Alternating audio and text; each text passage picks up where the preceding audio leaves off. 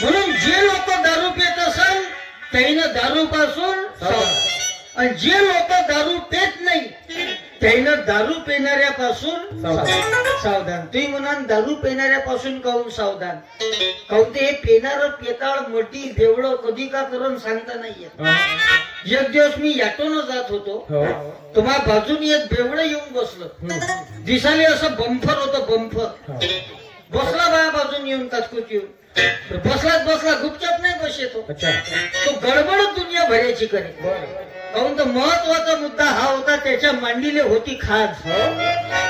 त्या दारू पिणाऱ्यानं काय केलं, नशेमध्ये आपली मांडी सोडून दिली, माझ्याच मांडीवर ताव मारित होता.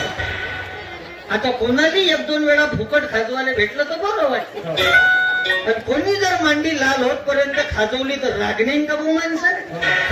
बरं खाजवे त्याची मुलगे माहीत हो, मग मी त्याला बोललोय मगाशी पासून तुम्ही ज्या खाजवून राहिले म्हणलं हे मांडी तुमची नाही, मांडी माई होती. ते दारू पिणार बेवड मला म्हणे बापू म्हणे सांगितलेलं बरोबर आहे, फक्त एक गोष्ट सांग म्हणे, आपल्या दोघातून पिऊन कोण आहे? उलटा चोर कोतवाल कोटाची अशी गोष्ट आहे. काही काही लोक दारू पिते आणि बायकोल झोळकते. तुमच्या गावाकडनं मारत म्हणा तिकडली गोष्ट आहे. ज्या काही गोष्टी सांगीन त्या इकडल्या नाही, समजा त्या तेलंगणामधल्या सगळ्या कोटच्या महाराष्ट्र तिकडलं नागपूरमध्ये नागपूरकडल्या तुमच्याबद्दल उद्या सांगीन मी कीर्तना. तुमच्या इकडे मारत असून कोणी दारू गिरू पिऊन महिला मंडळीले तर तुम्हाला शपथ आहे आजच्या कीर्तनात, आणि तुम्ही महिला मंडळी तुम्हाला सांगून ठेवतो बिलकुल मार सहन करायचा नाही. तुम्ही सावित्री आई फुलेच्या लेकी या, तुम्ही जिजाऊ रमाई भीमाईच्या लेकी या. जर तुमचे पती जर तुम्हाला जर दारू गिरू पिऊन मारत असाल तर तुम्ही त्या एखाद्या दिवशी 2-3 ठेवून त्याले. फक्त ज्या दिवशी कमी पेला असन त्या दिवशी नाही माराव, नाही तर रिव्हर्स गिअर मारून तुमच्यावर ठो. पण ज्या दिवशी जास्तच पिलेला दिसत असन त्या दिवशी दरवाजी खिडक्या बंद करा, टीव्हीचा आवाज वाढवून द्या, एकच घ्यायचं बेल पोळ्या एका याच्या जागेवरच येते. ते एकट्या बाईला भीती वाटत असन तर बचत गटातल्या 4-5 बाया वस्तीतल्या बेटाळातल्या सोबत घ्यायच्या हेल्पर म्हणून. जे म्हणा थोडस पापड करायचे आहे म्हणा, पापड करायला बोलवायचं नाही, याने वाकडच करून धडकत.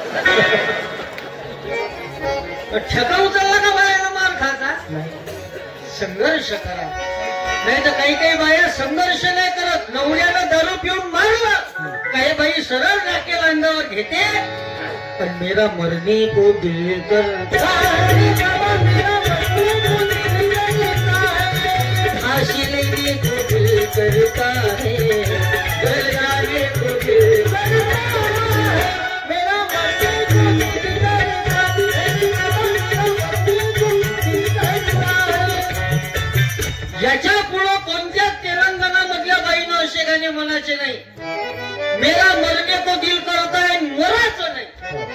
काहून तर महिला मंडळी तुम्ही का असे जर गाणे म्हणले मेरा मरने को दिल करता है, तर आजकालचे माणसं एवढे कलाकार आहे ते दुसरं गाणं जागेवर तयार करते की दुसरी करने को दिल करता है.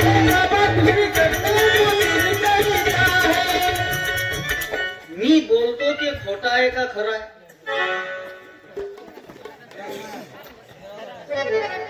सत्य आहे का असत्य आहे? मी जे सांगितलं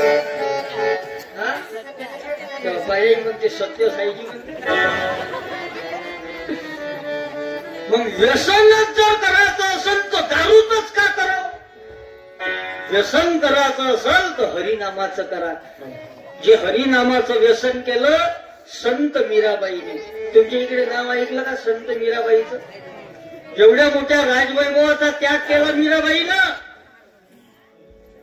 कृष्ण भक्तीत तल्लीन झाल्या का?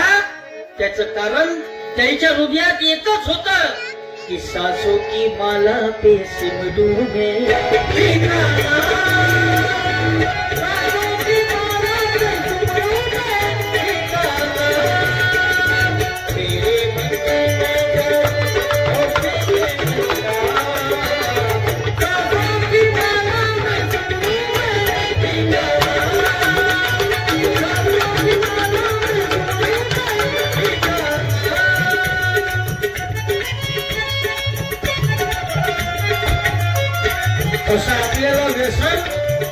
या हरिनामाचं लागलं पाहिजे, नामस्मरणाचं लागलं पाहिजे, चांगल्या विचाराकडे माणूस वळला पाहिजे.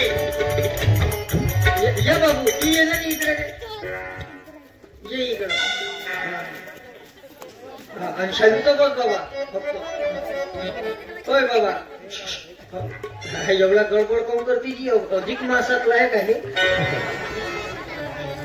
तुम्हाला लहान लहान लेकरांसाठीच आपलं कीर्तन आहे. अरे शिवाजी महाराज तुकाराम महाराजाच्या कीर्तनात जाऊन बसायचे तर नीतिशील राजे झाले.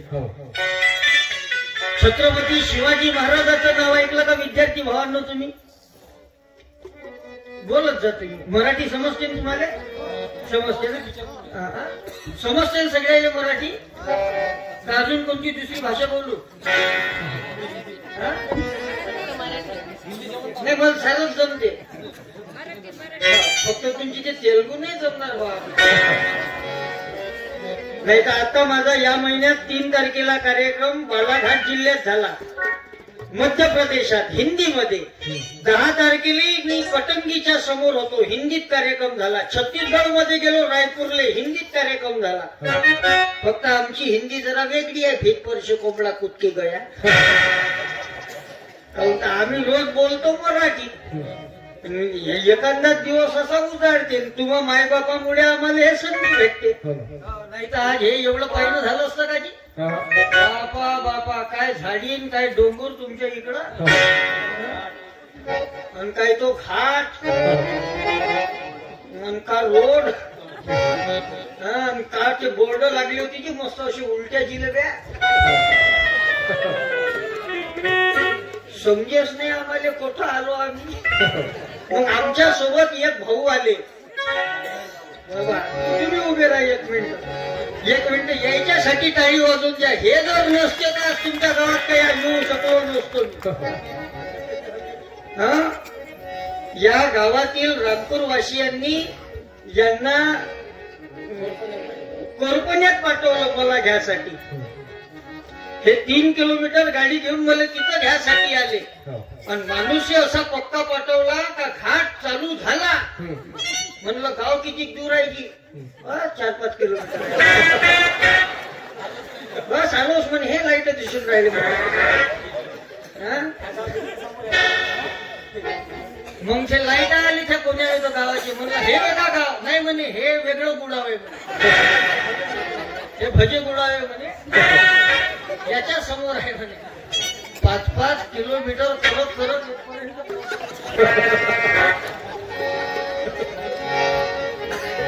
अशा माणसाची गरज भगवंताले होती. सेवाभावी माणसं आहेत. नाही तर तुकडोजी महाराज पंढरपूरला गेले बाबू. कुठं? पंढरपूर, जिथं पांडुरंगाचं मंदिर आहे. 40 वर्ष वारी केली तुकडोजी महाराजांना पंढरपूरची.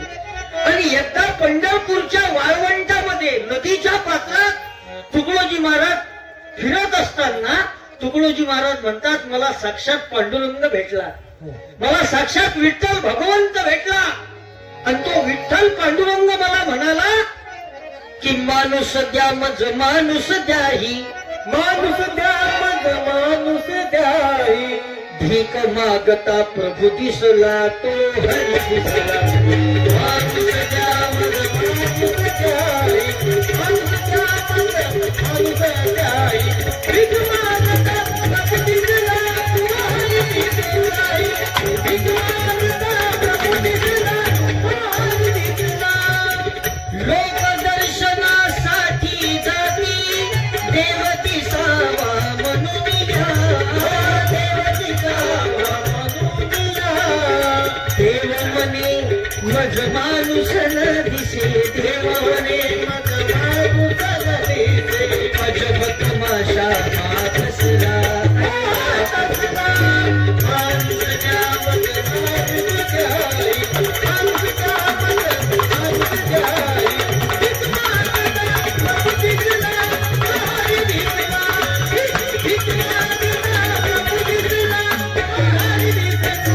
चांगली माणसं निर्माण झाले पाहिजे.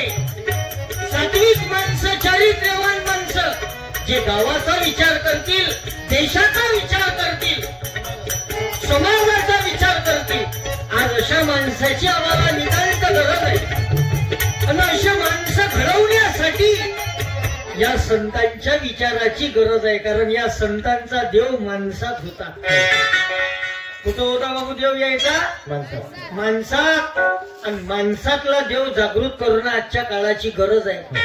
कारण God is not a matter of worship but matter of search. देव नुसती पूजा करायची वस्तू नाही, देव अनुभव घेण्याची वस्तू आहे.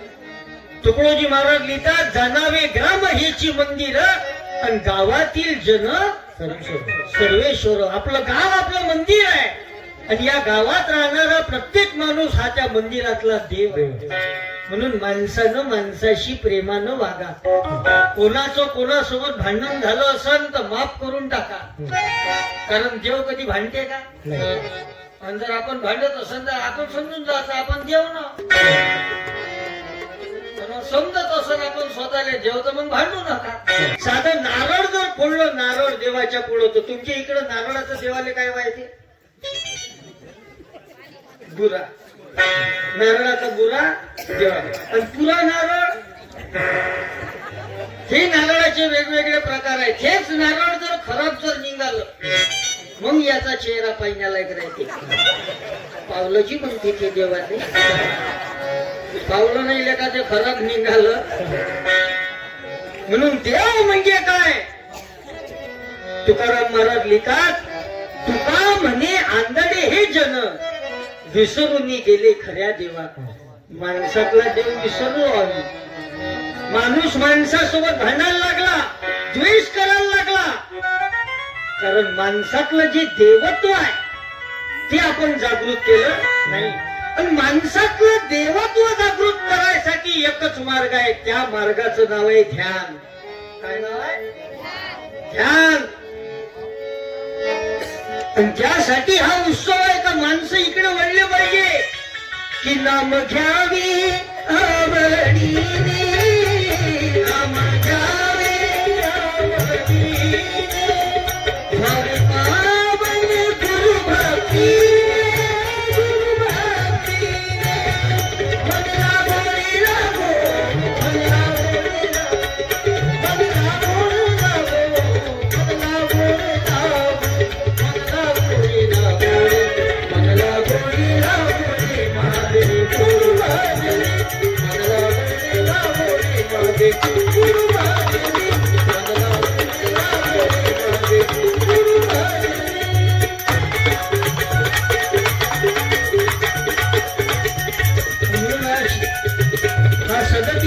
वार्षिक महोत्सव इतकं सुंदर वातावरण आपल्या गावामध्ये आज तयार झालं. 2 दिवसीय हा कार्यक्रम आहे आणि रात्रभर कार्यक्रम चालणार आहे. माझा कीर्तनाचा कार्यक्रम झाल्यानंतर भजनाचा कार्यक्रम आहे रात्रभर. तुमचं गाव भजन प्रेमी गाव आहे. नाही तर आमच्या नागपुरात जर भजन जर ठेवलं का नाही, कीर्तन जर ठेवलं का नाही, तर लोक येतच नाही ऐकायला. कीर्तन करायची, भजन करणाऱ्याची कंडिशन एवढी डाऊन आहे नागपुरात. ज्याच्या घरी भजन राहते ते भजनवाले भजन करते, बाकीचे घरचे सर्व झोपते. तो घरमालक पहिलेच भजनवाल्याला सांगते, दूध घ्या, चहापत्ती घ्या, अगरबत्ती घ्या, कापूर घ्या, स्टोव घ्या, तुम्हीच लावा, तुम्हीच तुमच्या हातात तुमची शेकून घ्या. वारे भजन. भजन म्हटलं का लोक बसा नाही, पण भजनात ताकद असते, लक्षात घ्या. आता मगाशी आम्हाला त्या साहेबाच्या घरी चहा प्यायला गेलं, पण तेथून इथपर्यंत भजनाचं सांगितलं. ज्या ज्या मंडळीनं मगाशी भजन केलं त्या सर्वांच्या नावाची एका टाळी वाजवून द्या, त्याचे धन्यवाद द्यावा लागेल. आणि इतकं सुंदर भजन म्हटले.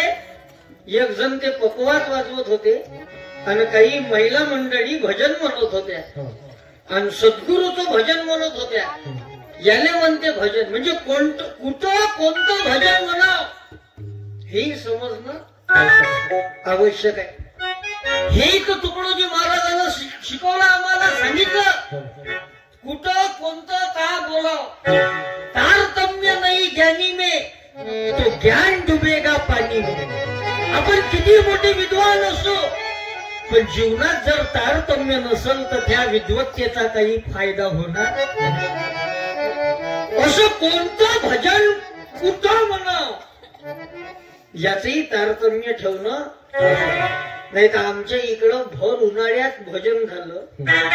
हनुमानाच्या मंदिरात भजन ठेवलं बायाचं. आमच्या नागपूरला आमच्या वस्ती 20-25 बाया भजनाला आल्या. दुपारी 1 वाजताची वेळ होती. चांगली प्रचंड ऊन तपत होती. चांगलं ऊन भयंकर ऊन. आणि एवढ्या दुपारी त्या बाया हनुमानाच्या मंदिरात भजनाला आल्या. भजन चालू होतं. त्याच्यात एक बाई म्हणे मी म्हणतो म्हणे भजन. बाकीच्या म्हणे म्हणा बाबा म्हणे म्हणतात. हिनं चांगलं भजन काढावं का नाही एखादं. दुपारचा वेळ एक तर गरमी एकदम दुनिया भरायची होय. ऊन चांगली प्रचंड जमून होती. आणि त्याच्यात या बाईनं भजन काढलं. कोणतं चांदन चांदन झाली. बाकीच्या बाया गोष्टी करे का गोष्टी बिंदू झाला का म्हणे. हे भर दुपारी 12-1 वाजता चांदणं चांदणं झाली रात म्हणते म्हणे. हे भजन आहे रात्रीचं.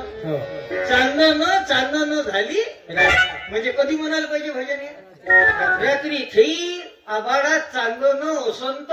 आबाड गिबाड असंत हे गाणं जमत नाही. त्याच्यात ढगाळ वातावरण असं चांदण्यात दिसत नसत तर म्हणून का फायदा.